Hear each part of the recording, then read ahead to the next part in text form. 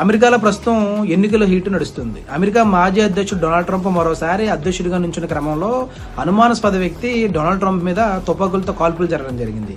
Donald Trump ఎడమ చెవి చీల్చుకుంటూ bullet అయితే వెళ్ళిపోయింది. అయితే అమెరికాలో శక్తివంతమైనటువంటి వ్యక్తికే సురక్షితంగా లేడని మరోసారి రుజువైంది.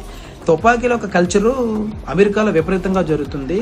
గతంలో కూడా మాజీ అధ్యక్షులపైన ఈ రకమైనటువంటి తుపాకులతో హత్య జరిగింది.